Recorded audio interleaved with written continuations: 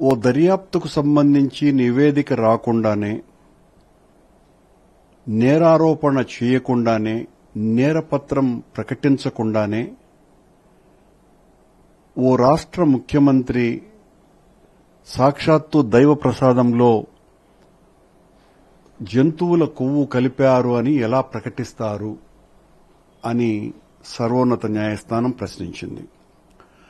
ఓ EO చెప్పినటువంటి దానికి, ముఖ్యమంత్రి ప్రకటించిన దానికి వైరుధ్యం ఎందుకున్నది, అలా ఉండటం కరెక్ట్ కాదు గదా అన్న మరో ప్రశ్న వేసింది. మీ రాజకీయాలు భగవంతునితో ఎందుకు చేస్తున్నారు అని అన్నింటికంటే పెద్ద ప్రశ్న వేసింది.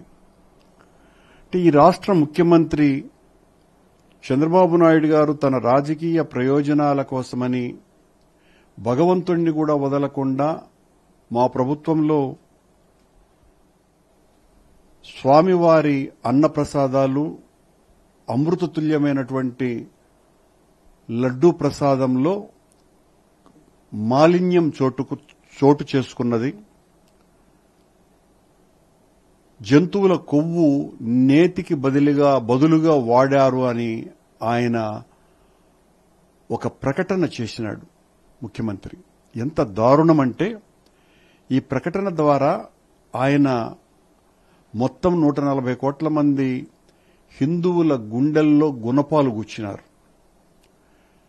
వేల సంవత్సరాల చరిత్ర కలిగినటువంటి వెంకటేశ్వర స్వామి ఆలయ ప్రతిష్టను మంటగలిపే ప్రయత్నం చేశారు. ఆధ్యాత్మిక వైభవంతో అలరారేటువంటి శ్రీవారి పుణ్యస్థలి మీద పాపపు జల్లు కురిపించినారు.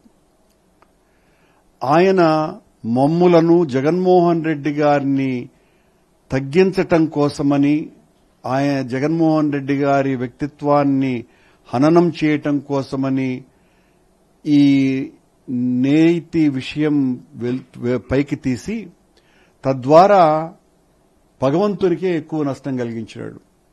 మేము స్పష్టంగా చెప్పాం, అలాంటివేవి జరగలేదు. ఏ శిక్ష విధించినా ఒకవేళ రుజువైతే సిద్దమని. ఇంత అన్యాయమైనటువంటి ఆరోపణ చేసినందుకు దీనికి సరైనటువంటి విచారణ జరిపించాలి అని మేము కోర్టుకు వెళితే, ఈరోజు కోర్టు చాలా స్పష్టంగా అనేక ప్రశ్నలు ప్రభుత్వానికి సంధించడం జరిగింది. ఇది మొత్తం హిందువుల మనోభావాలను గౌరవించినట్టుగాను ఉంది. హిందువులందరూ కూడా చాలా ఆనందపడుతున్నారు.